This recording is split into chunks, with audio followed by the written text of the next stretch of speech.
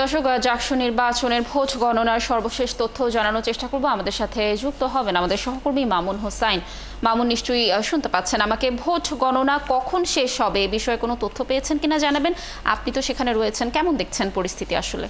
লাবণী, আজকে যেহেতু শুক্রবার, সেই জন্য জুমার নামাজের জন্য এবং দুপুরের মধ্যাহ্নভোজের জন্য ভোট গণনা কিছুক্ষণের জন্য বন্ধ রয়েছে।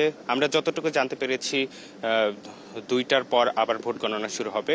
তো জাহাঙ্গীরনগর বিশ্ববিদ্যালয়ে মোট হল রয়েছে 21টি। তার মধ্যে আমরা জানতে পেরেছি যে 19টি হলের ভোট গণনা শেষ হয়েছে, আর 2টি হলের ভোট গণনা বাকি রয়েছে।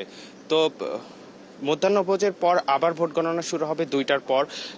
সেখানে হল সংসদের যে আরো 2টি হল বাকি রয়েছে, সেটা গণনার পর ছাত্র সংসদ অর্থাৎ কেন্দ্রীয় সংসদের ভোট গণনা শুরু হবে। তারপর বিকেলের পর শেষ না হলে সন্ধ্যার পরে শেষ হওয়ার সম্ভাবনা রয়েছে বলে আমাদের নির্বাচন কমিশন সেটি জানিয়েছে। তো জাহাঙ্গীরনগর বিশ্ববিদ্যালয়ের ছাত্র সংসদ এবং হল সংসদের ভোট গতকাল 9টা থেকে শুরু হয়ে বিকেল 5টা পর্যন্ত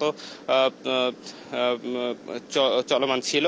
তো এই ভোট গণনাকে কেন্দ্র করে সিনেট ভবনের চারপাশেই কিন্তু আইন শৃঙ্খলা বাহিনী মোতায়েন করা হয়েছে, যাতে করে কোনো ধরনের অপ্রীতিকর ঘটনা যেন না ঘটে।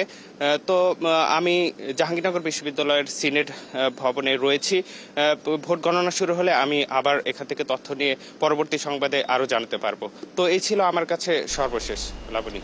মামুন, ধন্যবাদ আমাদের সাথে যুক্ত থাকার জন্য। আপনি থাকুন সেখানে। নিশ্চয়ই আমরা জাকসু নির্বাচনের ভোট গণনা সহ অন্যান্য বিষয়ের সকল তথ্য আপনার মাধ্যমে দর্শকদেরকে জানানোর চেষ্টা করব। দর্শক, যুক্ত ছিলেন আমাদের সহকর্মী মামুন হোসাইন।